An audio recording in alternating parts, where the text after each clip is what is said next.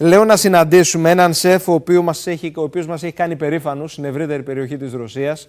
Έχει κάνει γνωστή την ελληνική κουζίνα και βέβαια μια εξέλιξη, θα έχουμε πει στο παρελθόν, μια εξέλιξη κάπως των ημερών έχει να κάνει ότι διδάσκει μαγειρική και ελληνική κουζίνα, προσέξτε, στην κορυφαία ίσως σχολή, Διεθνή Σχολή Μαγειρικής, Swiss, η οποία έχει σχολές από την Ελβετία μέχρι και τις Ηνωμένες Πολιτείες Αμερικής. Πάμε να συναντήσουμε τον κύριο Μανούσο Συφοστρατουδάκη, να τον καλησπερίσουμε και να τον ευχαριστήσουμε θερμά. Τι κάνετε, πώς είστε?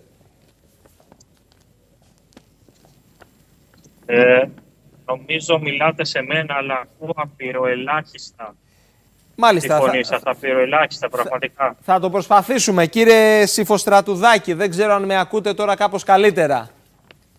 Σας ακούω πάρα πολύ χαμηλά. Το κοντρόλ που μιλήσαμε πριν ήταν πολύ πιο καθαρά. Θα το δούμε. Λοιπόν, η Άννα θα κάνει εκεί τα μαγικά της πάνω στην ηχοληψία προκειμένου να έχουμε την καλύτερη δυνατή επαφή, επικοινωνία, καθώς αξίζει το θέμα. Εγώ να πω ότι στην πρώτη επαφή που είχαμε πριν από κάποιους μήνες με τον κύριο Συφοστρατουδάκη, τα μηνύματα τα οποία μας στείλατε ήταν δεκάδες. Σε λίγα δευτερόλεπτα θα τον έχουμε.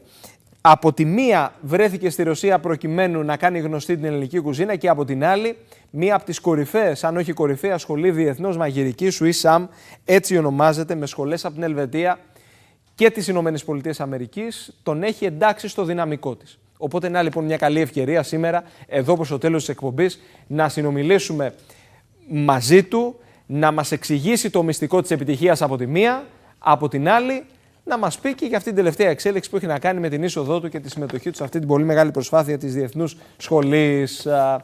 Λοιπόν, σε λίγα δευτερόλεπτα, ενώ βλέπουμε φωτογραφίες βέβαια από την σταδιοδρομία του, ένας άνθρωπος ο οποίος ξεκίνησε από χαμηλά, πίστεψε στον εαυτό του, βγήκε στο εξωτερικό και βέβαια με όχημα την ελληνική κουζίνα έχει καταφέρει αυτά που έχει καταφέρει. Κύριε Συφοστρατουδάκη, με ακούτε? Ναι, τώρα έχω βάλει ανοιχτή ακρόαση και ακούω λίγο καλύτερα. Λοιπόν, να σας καλησπερίσω, να σας ευχαριστήσω πολύ. Σε ποιο σημείο βρίσκεστε?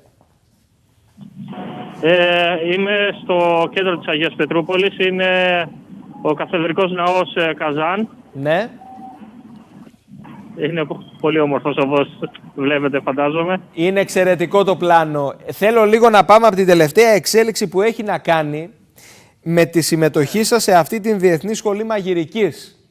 Πραγματικά, ναι. Πώς προέκυψε, πώς νιώθετε και ποιες οι προοπτικές? Ήταν ένα πολύ ευχάριστο γεγονός προφανώς. Είναι κάτι το οποίο μέσα μου το δούλευα σχεδόν μία δεκαετία. Αν δεν κάνω λάθος, το ονειρευόμουν σχεδόν μία δεκαετία. Προετοιμαζόμουν γι' αυτό. Προέκυψε έτσι, ξεκινώντας δυναμικά. Επικοινώνησα με τη σχολή, δεν φανταζόμουν ότι τόσο γρήγορα θα έχω ανταπόκριση. Είδανε το βιογραφικό μου και κατευθείαν επικοινώνησαν μαζί μου και ουσιαστικά έγινε ένα δοκιμαστικό επίσημο μάθημα με ελληνικής κουζίνας. Ναι. Το οποίο είχα βάλει και ένα κριτικό πιάτο, το χανιώτικο μπουρέκι. Πήγε πάρα πολύ καλά, όλοι ήταν κατοενθουσιασμένοι, προσπαθούσαν να κρύψουν τον ενθουσιασμό τους για να είναι επαγγελματίες, αλλά το ένιωθα ότι πήγε πολύ καλά και από εκεί και πέρα μου προτείνανε να κλείσουμε συμφωνία και συζητήσαμε για τα επόμενα μαθήματα, τα οποία δεν είναι μόνο ελληνικής κουζίνας, είναι και μεσογειακής κουζίνας γενικά. Η ελληνική κουζίνα γενικά. Ποιος ο ρόλος της, γενικά οι συνταγές, αυτή η ζέση που έχετε δείξει το να την κάνετε γνωστή σε όλη την Ευρώπη, ποιος ο ρόλος της και εντός του βιογραφικού προκειμένου να εισέλθετε σε αυτή την πολύ μεγάλη σχολή?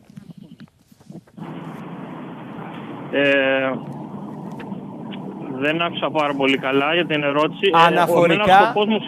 Αναφορικά με την ελληνική κουζίνα και τη δυναμική της, και το ρόλο που έπαιξε στο βιογραφικό σας προκειμένου να κερδίσετε αυτή τη θέση στη Διεθνή Σχολή. Από ό,τι καταλαβαίνω, καταρχάς μετράει πάρα πολύ το ότι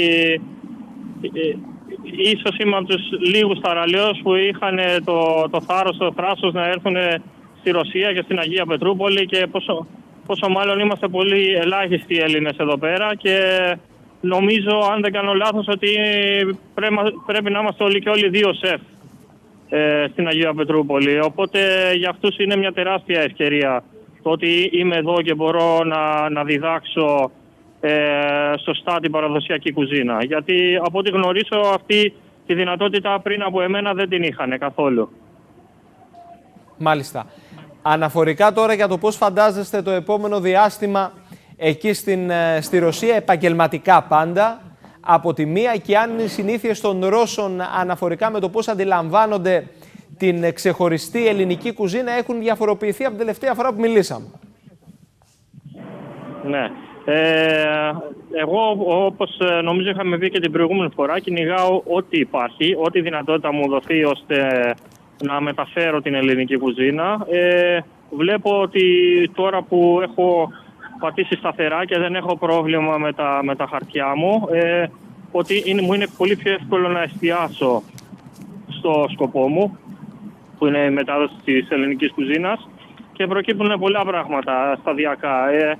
Ήδη ένα από τα πράγματα που προκύψανε είναι ότι με καλέσανε από τα κεντρικά γραφεία της Gazprom, η οποία είναι η μεγαλύτερη εταιρεία φυσικού αερίου στη Ρωσία, και εν μέσω της γιορτής της γυναίκας με καλέσανε για να μαγειρέψω για 100 γυναίκες που δουλεύουν στα γραφεία τους. Τι μαγειρέψατε? Τους έκανα ριζόγαλο. Ριζόγαλο.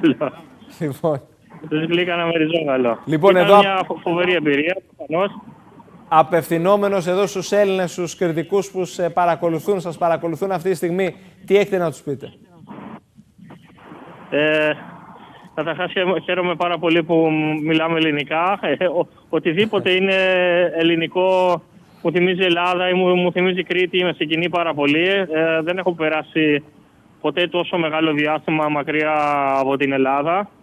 Και σιγά σιγά έχω αρχίσει να βλέπω τα πράγματα έτσι πολύ διαφορετικά. Μάλιστα, όπως συμβαίνει. Ναι. Και αυτά που θεωρούμε εμείς δεδομένα, ας πούμε, όσο είμαστε στη χώρα μας, εγώ πλέον έχω αρχίσει να μην τα βλέπω δεδομένα και να τα εκτιμώ απεριόριστα. Μάλιστα. Κύριε Συφωστρατουδάκη, θέλω να σας ευχαριστήσω πολύ. Καλό βράδυ να έχετε και με το καλό να τα ξαναπούμε και το επόμενο διάστημα. Καλό βράδυ. Ευχαριστώ. Σας ευχαριστούμε πολύ.